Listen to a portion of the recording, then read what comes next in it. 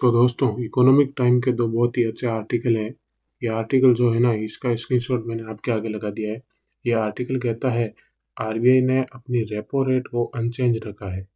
यानी पहले भी आरबीआई की रेपो रेट 5.25% थी एंड अब भी 5.25% ही है।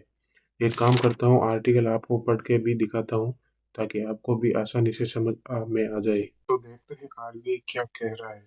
RBI MPC meeting. एमपीसी होता है मॉनेटरी पॉलिसी कमेटी। ये आरबीआई की हर 2 महीने में मीटिंग होती है जो यह तय करती है कि रेपो रेट को घटाना है या बढ़ाना है डिपेंडिंग ऑन द सिचुएशन। अगर देश में मंदी चल रही है तो अलग डिसीजन लिए जाते हैं और अगर देश में महंगाई चल रही होती है तो अलग तरीके से डिसीजन लिए जाते हैं। तो फिलहाल इस आर्टिकल को समझते हैं। ये कह रहा है India seen holding rates. Holding rates मतलब पहले भी आरबीआई की रेपो रेट 5.2% थी एंड अब भी 5.2% ही है। यानी कि उसे सेम ही रखा गया है। बट अभी आप घबराओ मत कि ये रेपो रेट क्या होता है। आरबीआई अभी घबराया हुआ है। तो फिलहाल आरबीआई ने रेपो रेट को अनचेंज ही रखा है। गोल्डी लॉक्स फेज जो है खत्म हो चुका है एंड स्ट्रेस चल रहा है। अब ये गोल्डी लॉक्स फेज क्या है? गोल्डी लॉक्स मतलब जब आपके देश में सब कुछ परफेक्ट चल रहा होता है, आपके देश में ना ज्यादा महंगाई हो ना ज्यादा इंटरेस्ट हो, मतलब सब कुछ परफेक्ट हो। बट अब वो फेज खत्म हो चुका है एंड अब स्ट्रेसफुल फेज चल रहा है। अब आरबीआई के आगे मेन 3 कारण है। पहला कारण है कंट्रोल इन्फ्लेशन, मतलब कि हमारे देश में किसी भी हाल में महंगाई नहीं बढ़नी चाहिए। दूसरा कारण है प्रॉपर ग्रोथ की, हमारे देश में महंगाई तो नहीं बढ़नी चाहिए लेकिन उसके साथ साथ प्रॉपर ग्रोथ भी चाहिए। हमारे देश में जीडीपी बढ़नी चाहिए एंड साथ ही इकोनॉमी भी अच्छे से बढ़नी चाहिए। एंड तीसरा कारण है रूपी कंट्रोल, कहीं ऐसा हाल ना हो कि $1 100 या 100 रुपये से अधिक पहुंच जाए, एकदम से कहीं महंगाई ना आ जाए। ये हैं 3 मेन कारण। अब इन्हीं 3 कारणों से आरबीआई ने रेपो रेट को अनचेंज रखा है। अब बात आती है कि रेपो रेट होता क्या है। रेपो रेट को समझो ब्याज दरें।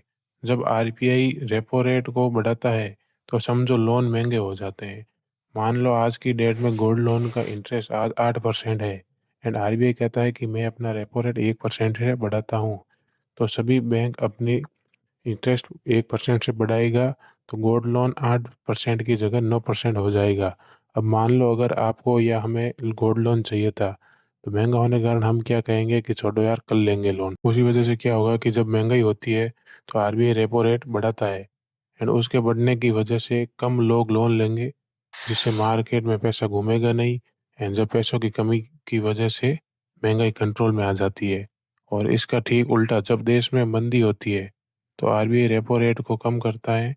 जैसे कोरोना के टाइम हुआ था, उस वक्त आरबीआई रेपो रेट को 4% तक ले गया था, जिससे पैसे मार्केट में आए, ज़्यादा लोगों ने लोन लिया एंड लोन लेने के बाद आप पैसे को जेब में तो रखते नहीं हो, कहीं ना कहीं खर्च करोगे। जो पैसा आपने उठाया था वो मार्केट में आप लगाते हो एंड मार्केट में खर्च करने के बाद वो पैसा मार्केट में घूमता है, जिससे देश मंदी से बाहर आ जाता है। बस ये था सिंपल सा रेपो रेट एंड आरबीआई ने अभी रेपो रेट सेम ही रखा है। एंड स्टेज इस बात का है कि देश को ईरान के युद्ध के बाद भी महंगाई से कैसे बचाया जा सकता है। जैसे कि आपने देखा होगा गैस सिलेंडर महंगे हो गए हैं, पेट्रोल के दाम बढ़ने की बात भी चल रही है, कहीं ना कहीं आपने सुनी ही होगी। तो आरबीआई ने कहा है फिलहाल इन सब बातों की टेंशन लेने की ज़रूरत नहीं है, हम कोशिश कर रहे हैं कि देश में महंगाई ना आए। तो ये थी रेपो रेट एंड वीडियो पसंद आए तो लाइक कर देना एंड चैनल को सब्सक्राइब कर देना और भी ऐसे वीडियो देखने के लिए। धन्यवाद।